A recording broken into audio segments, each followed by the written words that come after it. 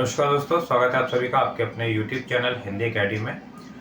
आज की जो क्लास हमारी बहुत ज़्यादा महत्वपूर्ण होने वाली है। थोड़ी सी क्लास बड़ी जरूर रहेगी जो हमारी रेगुलर क्लासेस होती हैं उनसे, क्योंकि आज बहुत ही महत्वपूर्ण कवि को हम लोग पढ़ने वाले हैं, या कहें हम लोग कि बहुत ज़्यादा हिंदी साहित्य का जो बहुत बड़ा कवि है, बहुत महान कवि है, उसको हम लोग पढ़ने वाले हैं। हम लोग रीतिकाल पढ़ रहे थे, लेकिन भक्तिकाल का एक अंश हम लोगों का रह गया गलती से, उसको हम लोग दोबारा से शुरू कर रहे हैं रीतिकाल के बाद में। निर्गुण काव्य के जितने भी हमारे कवि थे वो हम लोगों ने पढ़ लिए थे, और सगुण काव्य के जो कवि थे कुछ आपके ये हमारे इसके एग्जाम के लिए लगे हुए हैं, जो कि गलती से रह गए, हम लोगों ने नहीं किए, और आप लोगों ने भी इस बारे में कोई कमेंट नहीं किया।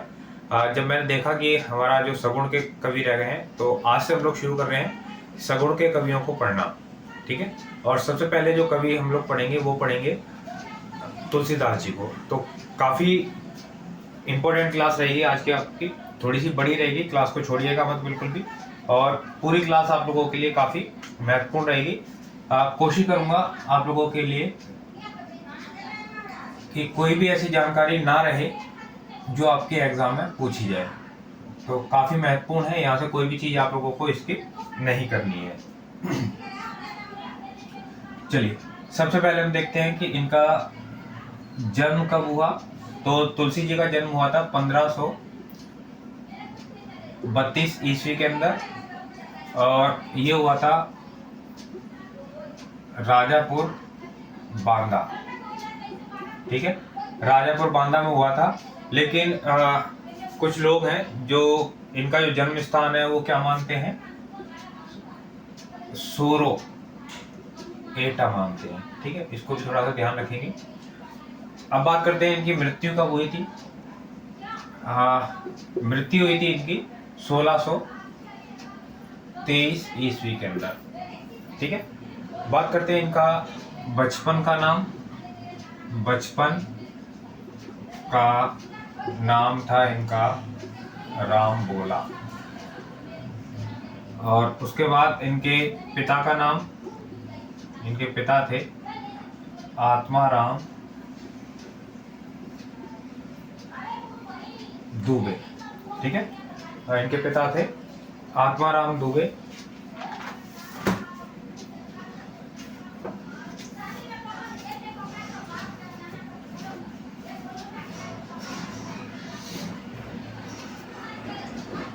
अगली जानकारी, अब माता इनकी, माता का नाम था हुलसी। उसके बाद इनकी पत्नी, देखिए इनसे संबंधित जो जो जानकारियां हैं ये आपके लिए काफ़ी महत्वपूर्ण है। रत्नावती गुरु थे इनके नरहरि दास, ठीक है, गुरु थे इनके नरहरि दास। तो ये जो जानकारियां थी वो जानकारी हो गई आपकी इनसे संबंधित, जिनको कहें हम पर्सनल जो जानकारियां हैं तुलसीदास जी के बारे में। अब देखते हैं इनकी रचनाओं को, एक बार रफ कर लेते हैं, उसके बाद देखेंगे हम लोग। चलिए इनकी रचनाएं देखेंगे। इनकी जो रचनाएं हैं तुलसीदास जी की, सबसे पहले दो जगह मैं डिवाइड कर देता हूँ इसको, ठीक है। मैं यहाँ पर लिख रहा हूँ इनके जितने भी ब्रज भाषा की रचनाएं हैं, ब्रज भाषा में जितनी रचनाएं लिखी हैं उनका नाम यहाँ लिख रहा हूँ। चलिए, पहली है दोहावली, दूसरी है विनय पत्रिका, तीसरी है कवितावली, चौथी है श्री कृष्ण गीतावली, पांचवी है वैराग्य संदीपनी, छठी है हनुमान बाहुक, सातवीं है रामाज्ञा कृष्णावली, रामाज्ञा कृष्णावली, और आठवीं है गीतावली। तो ये है। बात करें कि जो ये हनुमान बाहुक है, इसको अप्रमाणिक माना है, अप्रमाणिक माना है। और किसने माना है? शुक्ल जी। इसको थोड़ा सा ध्यान रखिए, शुक्ल जी ने हनुमान बाहुक को अप्रमाणिक माना है। अब बात करते हैं इनकी अवधि की रचनाएं। अवधि की कौन कौन सी रचना है? तो सबसे पहली जो रचना है वो है रामचरितमानस, ठीक है। दूसरी इनकी रचना है वो है वर्वे रामायण, वर्वे रामायण। तीसरी है राम लला नहछू। चौथी रचना है इनकी जानकी मंगल। और पांचवी है पार्वती मंगल, ठीक है। पांचवी रचना कौन सी हो गई? पार्वती मंगल। तो ये इनकी रचनाएं हैं। ये ब्रज भाषा की रचनाएं हैं और ये हैं अवधी भाषा की रचनाएं। अलग अलग आप लोगों को जरूर से इनका नाम पता होना चाहिए, कौन कौन सी ब्रज भाषा की रचना है, कौन कौन सी अवधी भाषा की रचनाएं हैं। चलिए अब देख लेते हैं। देखिए ये सारी रचनाओं के बारे में आप लोगों को नहीं बताऊंगा क्योंकि, लेकिन रामचरितमानस के बारे में बात करना बहुत ज़्यादा आवश्यक है क्योंकि यहाँ से क्वेश्चन पूछने की संभावना बहुत ज़्यादा आपकी रहती है। बाकी तो इनसे संबंधित रचनाएं आप लोगों से पूछ ली जाएगी कि ये किसकी रचना है। अब थोड़ी सी बात हम लोग रामचरितमानस के बारे में करेंगे। चलिए लिख लेते हैं रामचरितमानस। क्लास अगर आप लोगों को पसंद आ रही हो तो शेयर करते रहें अपने दोस्तों में और साथ ही लाइक जरूर करें। चलिए सबसे पहले देखते हैं रामचरितमानस के बारे में कि इसमें पहला पॉइंट क्या आप ध्यान रखेंगे, 7 खंड हैं इसके अंदर। रामचरितमानस के अंदर 7 खंड हैं। कौन कौन से? पहला है इसके अंदर बालकांड, ठीक है। दूसरा है इसके अंदर अयोध्या कांड, अयोध्या कांड। तीसरा है इसके अंदर अरण्य कांड। चौथा है इसके अंदर किष्किंधा कांड। पांचवा है सुंदर कांड। छठा है लंका कांड और 7वां है उत्तर कांड। तो ये 7 कांड हैं। 7 के साथ आप लोगों को पता होना चाहिए। थोड़ा थोड़ा सा बताने की कोशिश करता हूँ इन 7 के 7 कांडों के बारे में, ठीक है। जैसे बात करें हम, सबसे पहला हमारा है बाल कांड। तो इसके अंदर क्या है? इसके अंदर है जो भगवान राम है और उनके तीनों भाई हैं, राम लक्ष्मण भरत शत्रुघ्न, चारों के बारे में, इनका जन्म के बारे में और बचपन के किस्से इस कांड के अंदर आपको मिलते हैं रामचरितमानस के अंदर। बात करें अयोध्या कांड के अंदर, तो अयोध्या कांड में क्या मिलता है? इसके अंदर आपको मिलेगा सीता का जीवन, राम का विवाह और वनवास मांगना कैकेयी के द्वारा, ठीक है। ये किस्से आप लोगों को मिल जाएंगे अयोध्या कांड के अंदर। बात करें अरण्य कांड में क्या है, तो इसके अंदर भगवान राम का वनवास जाना और सीता हरण, ये दोनों आपको मुख्य मुख्य जो बिंदु हैं इन कांडों में वो मैं आपको बता रहा हूँ। किष्किंधा कांड, किष्किंधा कांड में आप लोगों को क्या मिलेगा? इसमें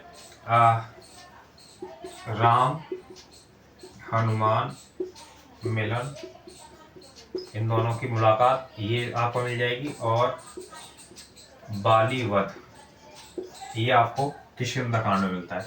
सुंदरकांड की बात करें तो सुंदरकांड के अंदर होती है राम विभीषण मिलन, विभीषण से मुलाकात होती है भगवान राम की, और यहाँ पर हनुमान द्वारा सीता की खोज। ठीक है, अशोक वाटिका में सीता जी को मिल जाते हैं हनुमान, यहाँ पर उनको देख लेते हैं, उनसे मुलाकात हो जाती है सुंदरकांड के अंदर। चलिए बात करते हैं लंका कांड के अंदर। तो लंका कांड में क्या होता है, देखिए सबसे पहला तो रावण वध लंका कांड में है। उसके बाद सीता राम मिलन, ठीक है, रावण वध के बाद में। इसके बाद में अयोध्या वापसी, और इसके बाद अयोध्या वासियों के द्वारा दिवाली मनाना, दिए जलाना। ठीक है, तो ये आपको मिलता है लंका कांड के अंदर। अब बचा उत्तरकांड आखिरी। उत्तरकांड में क्या आपको देखने को मिलेगा, इसमें सबसे पहले कि जो राम है उनकी ताजपोशी,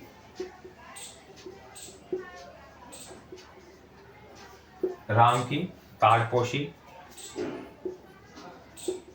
लवकुश जन्म आपको इसी कांड में मिलेगा, और सीता की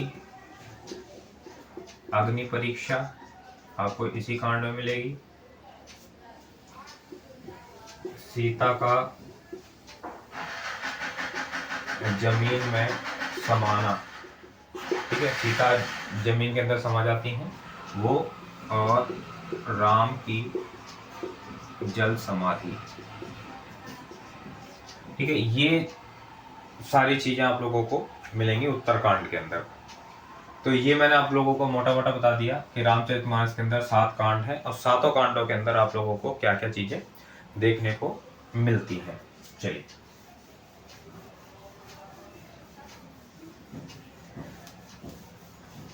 देखिए, कोई भी चीज़ आप लोगों को स्किप नहीं करनी है, नोट्स तो जरूरी बना के चलना है। ठीक है, अब रोज ही मैं आप लोगों को कहता हूँ नोट्स आप लोग बनाते रहिएगा। अगर आपको एग्जाम के लिए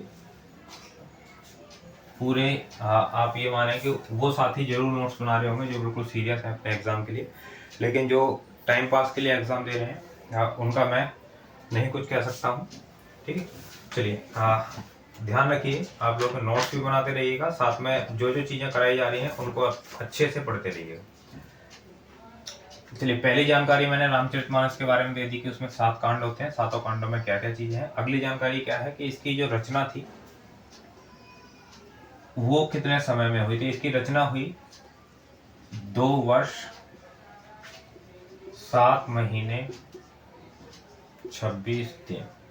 ठीक है, और इसके अंदर 722 श्लोक है, 722 श्लोक हैं इसके अंदर। अब बात करते हैं तुलसीदास जी ने इसके अंदर जो वंदना की है, तो राम की वंदना जो की है वो दास भाव से की है, सीता की वंदना की है उन्होंने माँ के भाव से, कन्या के भाव से और प्रिया के भाव से।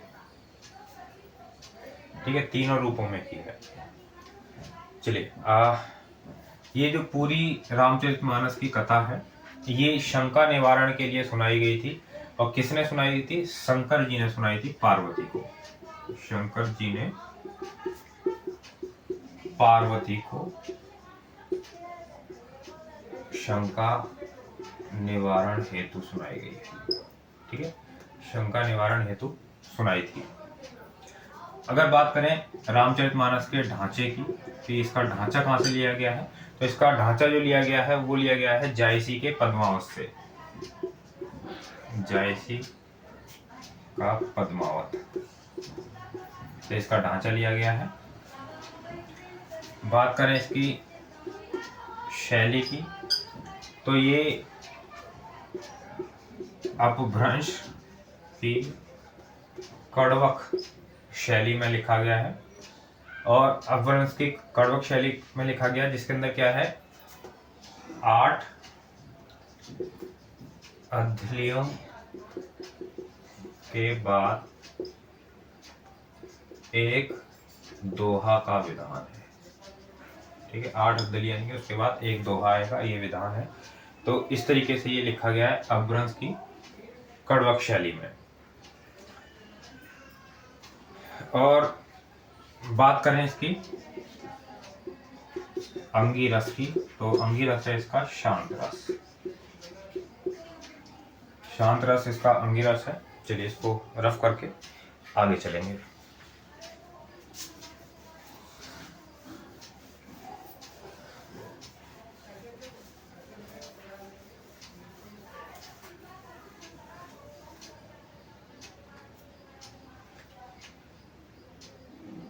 चलिए अगली जानकारी, इसके अंदर रामचरितमानस जो है ये संवाद शैली में है, और इसके अंदर 4 वक्ता हैं, 4 श्रोता हैं।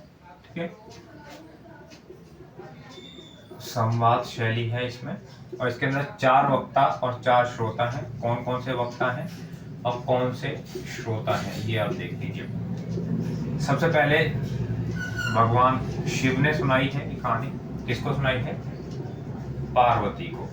ठीक है, ये मैंने अभी आपको बता ही दिया था। नंबर 2, ये सुनाई है याज्ञवल्क्य ने, और ये किसको सुनाई है? भारद्वाज मुनि को। भारद्वाज मुनि को सुनाई है। ठीक है, नंबर 3 है काक भुषुंडी। किसको सुनाई है? गरुड़ को। उसके बाद नंबर 4 आता है तुलसीदास। तुलसीदास जी ने किसको सुनाई है? संत समाज को। तो ये 4 वक्ता हैं, 4 श्रोता हैं इसके अंतर्गत। ठीक है, चलिए ये आप लोगों ने देख लिया होगा, आगे चलते हैं।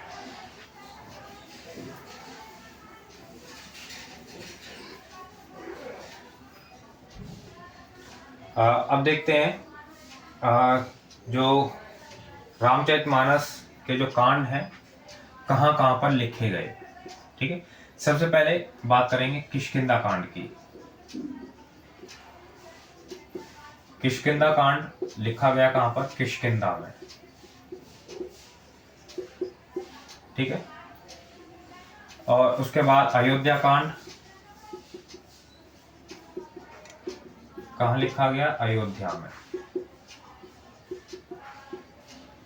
उसके बाद जितने भी शेष कांड हैं, बाकी 5 कांड बचे, वो कहाँ लिखे गए? चित्रकूट में। ठीक है,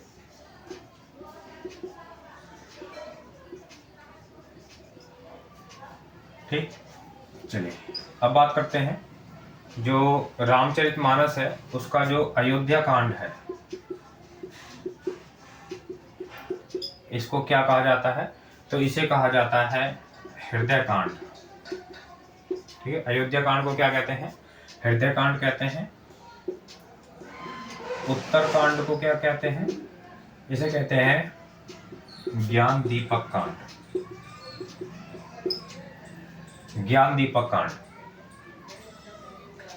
ये क्वेश्चन पूछ लिया जाता है कई बार एग्जाम में कि तुलसीदास जी ने रामचरितमानस की जो कथा है सबसे पहले किसको सुनाई थी?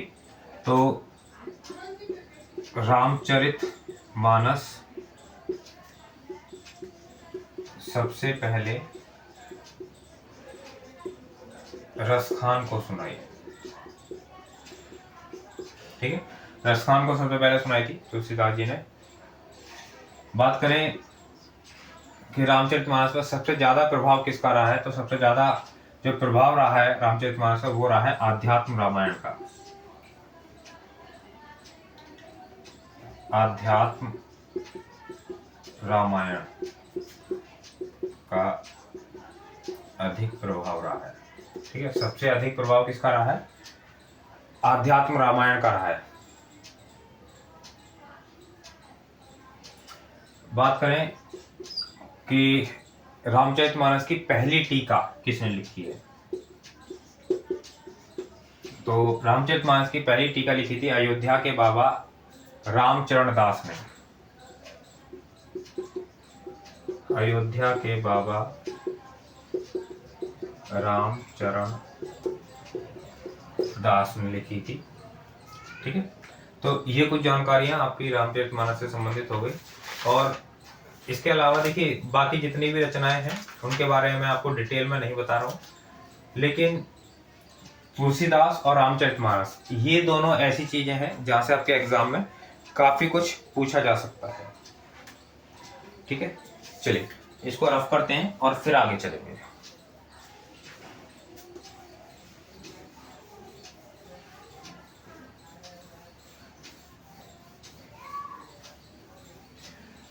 अब कुछ कोटेशंस देखेंगे हम लोग, जो या तो तुलसीदास जी के बारे में होंगी या फिर होंगी रामचरितमानस के बारे में। ठीक है, तुलसीदास जी के बारे में या फिर रामचरितमानस के बारे में कुछ कोटेशंस होंगी, वो हम लोग देख लेते हैं।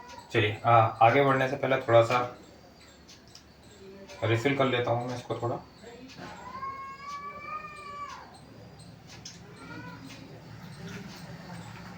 चलिए एक एक करके देखते हैं। पहली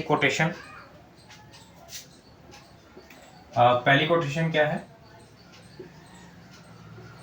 बुद्ध देव के बाद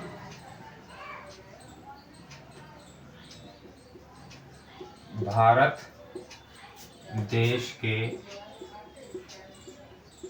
सबसे बड़े लोकनायक तुलसीदास थे। ये कोटेशन हो गई सबसे पहले। बुद्ध देव के बाद भारत देश के सबसे बड़े लोकनायक तुलसीदास थे। ये कोटेशन किसकी है? ये है जॉर्ज गियर्सन। चलिए दूसरी कोटेशन पे चलते हैं। दूसरी कोटेशन है तुलसीदास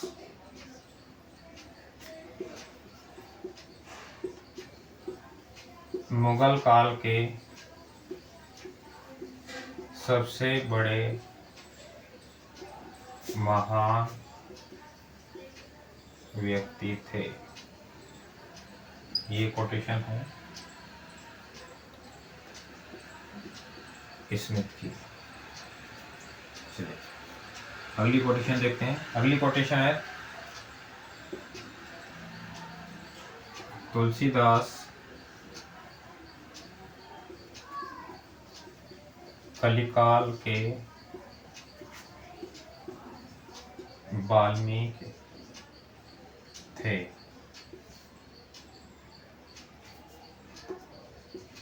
नाभादास की है।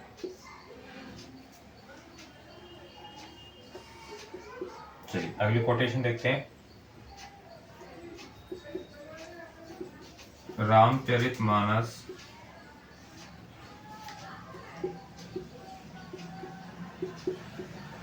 हिंदुओं के लिए वेद के समान है तथा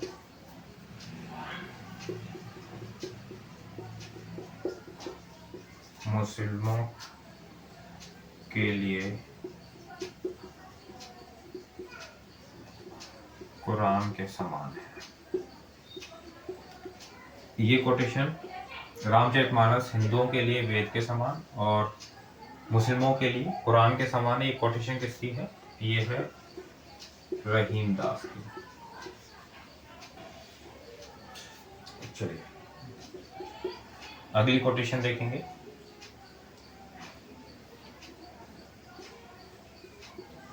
तुलसीदास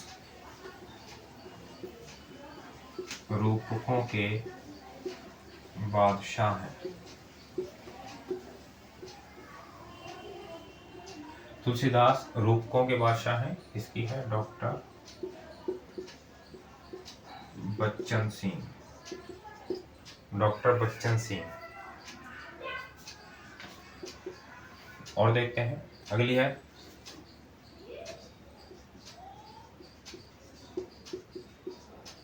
तुलसीदास को हिंदी का जातीय कवि कहा जाता है। ये किसने कहा? विश्वनाथ त्रिपाठी।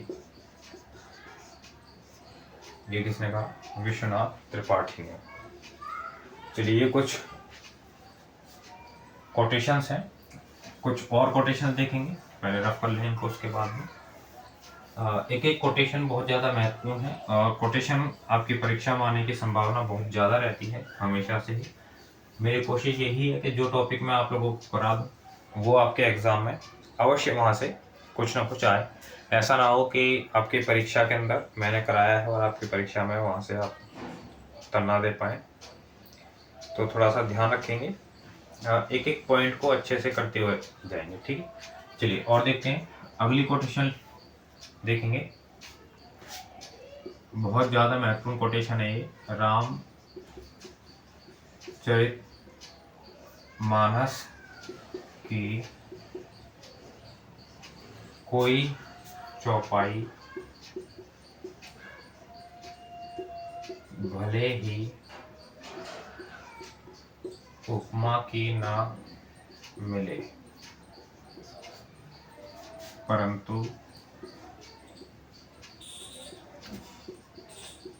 उसका कोई पृष्ठ कठिनाई से ही ऐसा मिलेगा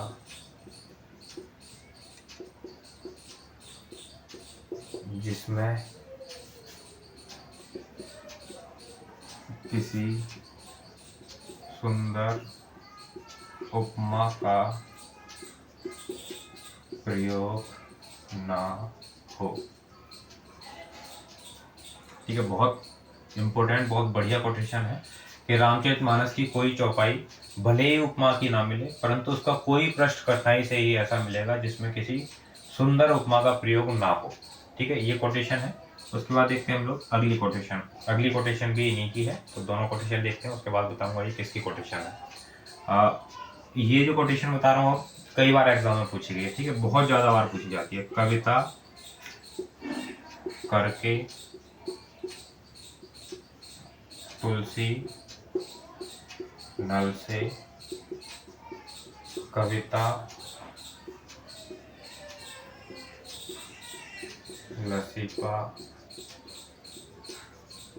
तुलसी की कला। ये कोटेशन कई बार एग्जाम में पूछी गई है, ठीक है, तो बहुत ज़्यादा महत्वपूर्ण है। तो ये दोनों के दोनों जो कोटेशन है वो किसकी हैं? ये दोनों कोटेशन हैं अयोध्या सिंह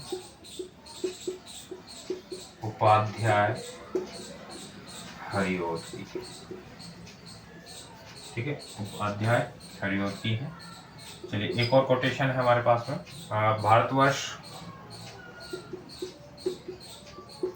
का लोकनायक वही हो सकता है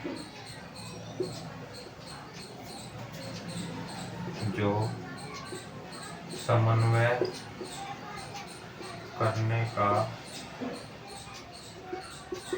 अपार धैर्य लेकर आया हो। ठीक है, भारतवर्ष का लोकनायक वही हो सकता है जो समन्वय करने का अपार धैर्य लेकर आया हो। ये मैं बता नहीं सकता आप लोगों को कि परीक्षा में कितनी बार पूछा गया, अनगिनत बार ये परीक्षा में पूछा गया है, बहुत ज़्यादा महत्वपूर्ण है। और ये है किसकी कोटेशन? ये है कोटेशन हमारी हजारी प्रसाद द्विवेदी जी की। ठीक है, ये कोटेशन किसकी है? ये कोटेशन है हमारी हजारी प्रसाद द्विवेदी जी की। चलिए ये कोटेशन हो गई। इसके बाद जो कोटेशन अब आने वाली है काफ़ी महत्वपूर्ण है। ठीक है, जो कोटेशन अब आने वाली है हमारी इसके बाद में बहुत ज़्यादा महत्वपूर्ण है, बहुत ज़्यादा महत्वपूर्ण है। ठीक है, और जब मैं इतना आप लोगों को बता रहा हूँ कि अब जो कोटेशन आने वाली है इतनी ज़्यादा महत्वपूर्ण है, तो आप लोग समझ ही गए होंगे आने वाली जो कोटेशन है वो किसकी होंगी। ठीक है, तो अब जितनी भी कोटेशंस मैं आप लोगों को बता रहा हूँ वो सारी की सारी कोटेशन किसकी हैं? वो सारी की सारी कोटेशन है हमारी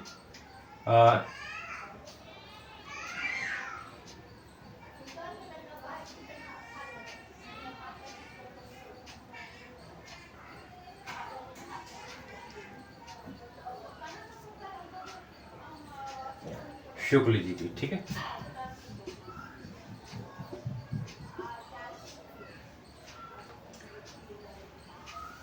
शुक्ल जी की कोटेशन है। और ये जो कोटेशन देखेंगे एक एक करके सारी काफी महत्वपूर्ण है। पहली कोटेशन देखें शुक्ल जी की,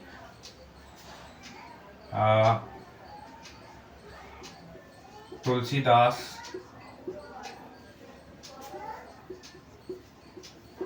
लोक मंगल की साधनावस्था के कवि हैं। ठीक है, क्या है कोटेशन? तुलसीदास लोक मंगल की साधनावस्था के कवि हैं, पहली कोटेशन है। उसके बाद दूसरी जो कोटेशन है तुलसीदास जी की, वो देखेंगे, एक थोड़ी बड़ी है, एक और तो वह व्यक्तिगत साधना के मार्ग में विरामपूर्ण शुद्ध भगवत भजन का उपदेश देती है और दूसरी ओर लोक पक्ष में आकर पारिवारिक और सामाजिक कर्तव्यों का सौंदर्य दिखाकर मुग्ध करती है। ठीक है, ये कोटेशन दूसरी है शुक्ल जी की।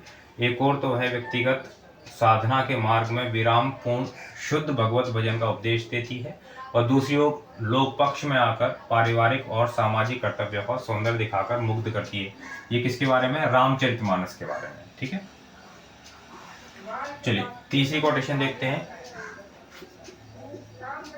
हिंदी काव्य की सब प्रकार की रचना शैली ऊपर गोस्वामी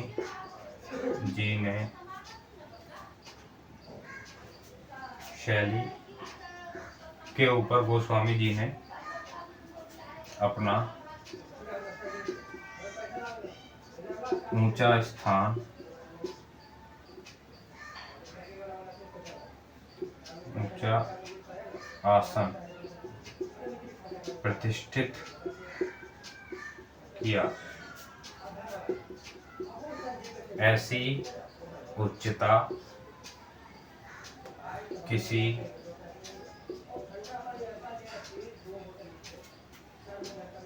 और को प्राप्त नहीं।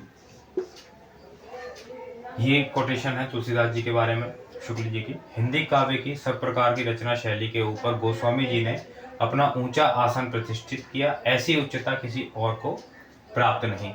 ये है तुलसीदास जी के बारे में। चलिए एक कोटेशन अगले देखते हैं। भारत की जनता का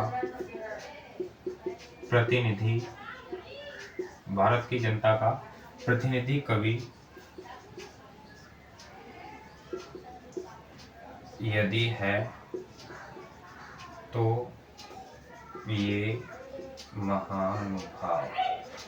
ठीक है, तो ये महानुभाव। भारत की जनता का प्रतिनिधि कवि यदि है तो ये महानुभाव। ये हो गया हमारा अगली कोटेशन। चलिए और हम लोग कोटेशन देख लेते हैं।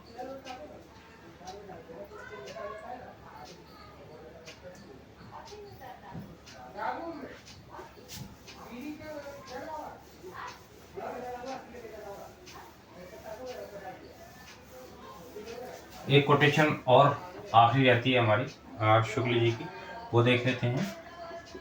अगली कोटेशन है शुक्ल जी की कि हम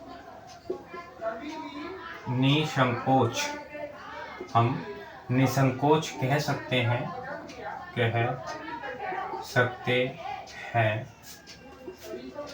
कि यह एक कवि ही हिंदी को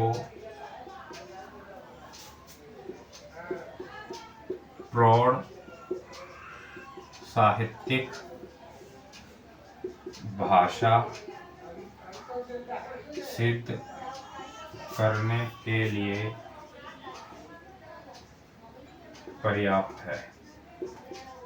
इतनी बड़ी बात कही है यहाँ पर इस कोटेशन के अंदर शुक्ल जी ने कि हम निसंकोच कह सकते हैं कि यह एक कवि ही हिंदी को प्रौढ़ साहित्यिक भाषा सिद्ध करने के लिए पर्याप्त है। मतलब हमारा हिंदी साहित्य के अंदर केवल एक कवि को हम देख ले, तुलसीदास जी को, तो ये पूर्णतः हिंदी भाषा की को जो है वो एक प्रतिमान या हम कहें एक वो स्थान दिला देते हैं अकेले ही कि उसके बाद कुछ भी कहना किसी और के लिए मुश्किल हो जाता है। ठीक है, तुलसीदास जी ने हिंदी साहित्य के अंदर वो स्थान प्राप्त किया है जो शायद ही कोई और प्राप्त कर पाए।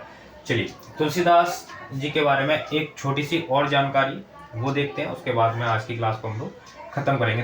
तुलसीदास जी के ऊपर जो साहित्यिक ग्रंथ लिखे गए हैं उनको देखेंगे। ठीक है,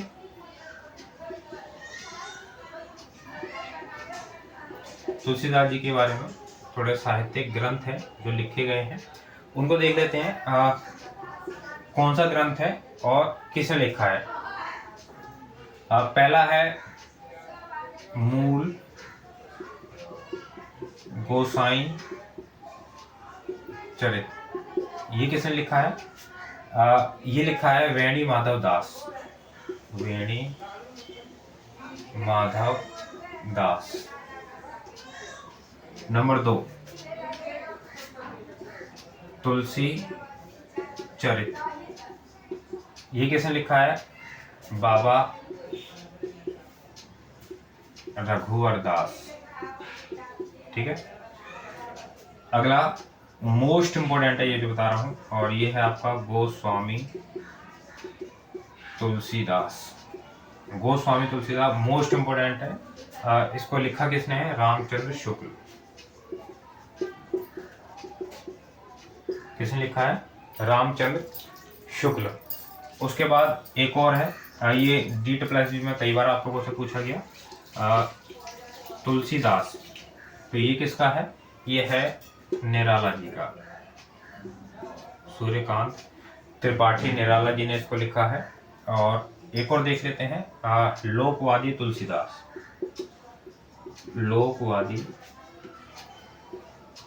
तुलसीदास। अब ये किसने लिखा है, ये लिखा है विश्वनाथ त्रिपाठी। ठीक है, तो क्लास आज की जो हमारी है ये थोड़ी सी बड़ी जरूर रही है आप लोगों के लिए, क्योंकि जिस कवि को आप लोग पढ़ रहे हैं वो कोई छोटा कवि नहीं है, बहुत बड़े कवि हैं हमारे। ठीक है, तुलसीदास, और इनके बारे में जानने के लिए, इनको पढ़ने के लिए ये इतना समय भी बहुत ज़्यादा कम है। मैंने आप लोगों को तुलसीदास जी के बारे में वो चीज़ें बताई हैं जो आपकी परीक्षा के दृष्टिकोण से बहुत ज़्यादा महत्वपूर्ण है। अगर हम तुलसीदास जी को पढ़े तो कई दिन हम लोगों को केवल तुलसीदास में ही लगेंगे, लेकिन मैं कोशिश करता हूँ कि कम से कम समय में ज़्यादा से ज़्यादा जो चीज़ें हैं आपकी परीक्षा के लिए जो महत्वपूर्ण हो वो आपको दे सकूँ। उम्मीद करता हूँ आपको आज का जो प्रयास है मेरा वो पसंद आया होगा। अगर मेरा प्रयास पसंद आया और क्लास आज की आप लोगों को अच्छी लगी हो तो अपने दोस्तों में ज़्यादा से ज़्यादा शेयर करें, वीडियो को लाइक करना ना भूलें। कोई भी आपका सजेशन है मेरे लिए तो आप लोग कमेंट बॉक्स में ज़रूर कमेंट कर सकते हैं। मैं कोशिश करूँगा बिल्कुल आप लोगों के कमेंट का उत्तर देने की। इसके अलावा अगर हिंदी एकेडमी ऐप को आप लोगों ने नहीं इंस्टॉल किया अभी तक तो प्ले स्टोर पर जाइए और वहाँ से जाकर हिंदी एकेडमी ऐप को इंस्टॉल कर लीजिए। कोई समस्या होती है तो वीडियो के डिस्क्रिप्शन में भी मैं आप लोगों को लिंक प्रोवाइड करा दूंगा, वहाँ से भी आप ज्वाइन कर सकते हैं।